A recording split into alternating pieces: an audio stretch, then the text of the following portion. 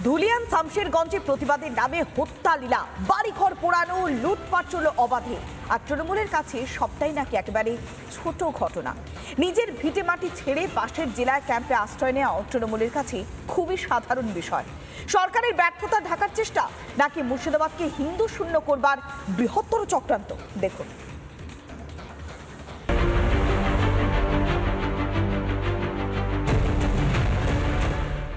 মুর্শিদাবাদের ধুলিয়ান, শামশেরগঞ্জ, সুতিতে ঘর বাড়ি ভেঙে জ্বালিয়ে দেয়া হলো।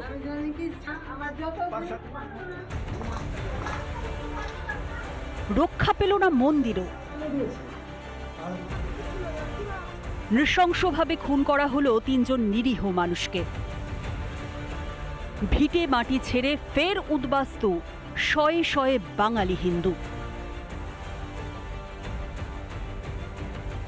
রাজ্য সরকারের অপদার্থতায় ঢিঢি পড়ে গিয়েছে দেশ জুড়ে। পরিস্থিতি নিয়ন্ত্রণে রাখতে কেন্দ্রীয় বাহিনী মোতায়েন করার নির্দেশ দিতে হয়েছে হাইকোর্টকে। আর বাংলার পুর ও নগর উন্নয়ন মন্ত্রী কি বলছে জানেন? শুনুন একবার। তাতে অনেক বড় ঘটনা তো গুজরাটে হয়েছে, সেখানে बीजेपी কেন চুপ? ऐसा कोई बात नहीं है, यहाँ पर ऐसा कोई परिस्थिति नहीं है। बंगाल से बंगाल में ही जा रहे हैं, तो बंगाल सुरक्षित है बोल के देख जाएगा, सारी जगह जा रहे हैं। মুর্শিদাবাদে হিংসা বাংলার ইতিহাসে একটা কালির ছোপ হয়ে গিয়েছে। আর মন্ত্রী বর্ষার কাছে সেটা ছোট ঘটনা। ফিরহাদের ছোট ঘটনাকে বড় জবাব দিতে ছাড়েনি গেরুয়া শিবির। ওনার বাড়ি থেকে তারাই, উনি বাংলার অন্য কোথাও গিয়ে আশ্রয় নিক, রিফিউজি ক্যাম্পে, কোনো স্কুলে, ভালো লাগবে তো? তখন ভালো হবে। এটা এই যদি এদের সেন্সিটিভিটি হয়, এই যদি এদের সংবেদনশীলতা হয়, তাহলে এরা কি জন্য নেতাগিরি করতে এসছে? মুর্শিদাবাদের হিংসাকে গোটা দেশ ধিক্কার জানাচ্ছে, যদিও তাতে কিছু যায় আসে না তৃণমূলের। তাদের কাছে তো ছোট ঘটনা। অবশ্য তৃণমূলের নেতা মন্ত্রীদের দোষ দিয়ে লাভ কি?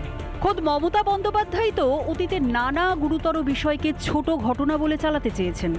কিন্তু মানুষকে যে বেশি দিন বিভ্রান্ত করা যায় না, তাকে জানেন না মমতা বন্দ্যোপাধ্যায় বা তার দল।